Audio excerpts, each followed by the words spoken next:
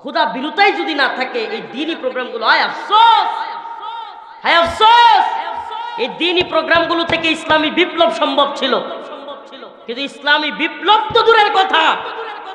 এখন যে বক্তা ওয়াজ করে, যাকে দেখার জন্য হাজার হাজার জনগণ আসে, আড়ালে গিয়া সেই শ্রোতায় সেই বক্তার গীবত করতে থাকে, কিসের ফায়দা হবে আপনার? ফায়দা হবে।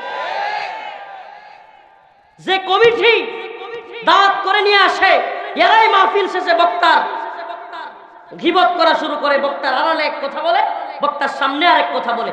বোঝা গেল দিনদারিতা নাই, বোঝা গেল অন্তর থেকে ভালোবাসা নাই। এই ভাইরালিজম, এই ফোন টেকনোলজির যুগে, এই গ্লোবালাইজড পৃথিবী, এই পৃথিবী এখন যাকে চিনায়া দিছে সেই ভাইরাল। কি হিরো আলম, কি নায়িকা, কি গায়িকা, কি বক্তা, সব যেন সমান হয়ে গেছে। নাউজুবিল্লাহ। বুঝেন নাই মনে হয়? বক্তাদের হালত কি? বক্তার বাপের অসুখ, বক্তার মায়ের অসুখ, স্ত্রীর অসুখ, নাকি বউয়ের অসুখ, না বক্তার নিজের অসুখ, আমার দেখবার টাইম নাই। বক্তার মানসিক অবস্থা কেমন, বক্তার পারিবারিক অবস্থা কেমন, দেখবার দরকার নাই। আমার দেখবার দরকার, আমি দাওয়াত দিয়েছি 25 সালের এপ্রিল মাসের 18 তারিখ 10টার সময় আমার এখানে বয়ানে বসতে হবে। 11টা পর্যন্ত হুজুর কথা বলবে। এই সময়টা পর্যন্ত হুজুর অভিনয় করবে। হুজুরকে ইউটিউবে যেমন দেখি, ফেসবুকে যেমন দেখি, একটু চিৎকার দিবে, হুঙ্কার দিবে, কিংবা সুরের বক্তা হলে একটু সুর দিবে, কণ্ঠ দিয়া, জ্বালাময়ী কণ্ঠ দিয়া অনেককে খুশি করে ফেলবে। আমাদের পকেট বাড়ি হবে, কমিটিও খুশি, যাওয়ার সময় বক্তার পকেটে এতগুলো হাদিয়া, বক্তাও খুশি। বাহ, মাহফিল সাকসেস। আস্তে, ঠিক বলার দরকার নাই, আমি ঠিক বলতে আসি নাই। আপনারা ঠিক বলবেন না ভুল বলবেন, এগুলোর জন্য আসি নাই। 3 ধরনের বক্তা, আবারও বলি, 3 ধরনের আলেম: উলামায়ে দাওলা, উলামায়ে উম্মত, উলামায়ে মিল্লাত। এখন আরেক সমস্যা বলি, আল্লাহ মাফ করুক, কষ্ট নিচ্ছেন নাকি? আজকে ওয়াজ কিন্তু হবে, এগুলো কিছু করার নাই। কষ্ট নিচ্ছেন? আমাদের সবারই ওয়াজের দরকার আছে না নাই? বলেন হুজুর এই ওয়াজ তো কেউ করে না, আজকে আমি করি, আমি করে যাই।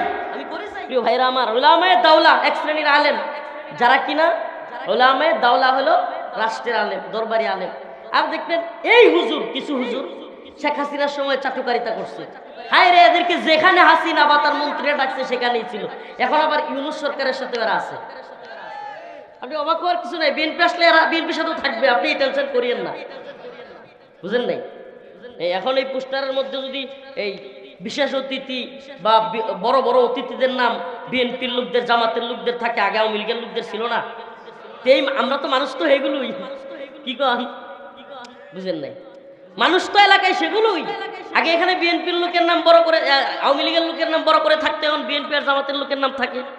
4 দিন পরে যদি বিএনপি ক্ষমতায় থাকে, জামাতকে তেমন খুঁজেও পাওয়া যাবে না, বিএনপির নামই থাকবে। হইতে পারে। তো এই যে বাস্তবতা, এই চাটুকারিতা যারা করবে, আমার কনসেপ্ট খুব ভালোভাবে বুঝেন।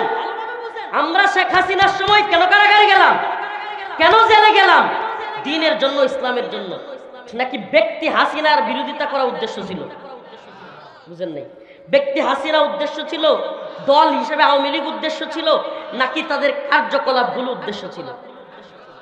তো সেই একই কার্যকলাপ যদি বর্তমান সরকার কিংবা পরবর্তীতে বিএনপি সরকারের মধ্যে পাওয়া যায়, তাইলে আমি কি বিএনপির সাথে হালুয়া রুটি খাবো, নাকি ওই সরকারের বিরোধিতা করব?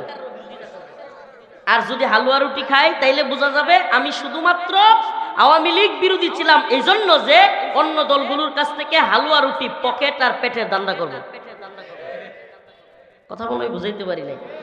তাইলে ওই শ্রেণীর আলেম, এদেরকে বলা হয় গুল আলু। এরা হলো কি?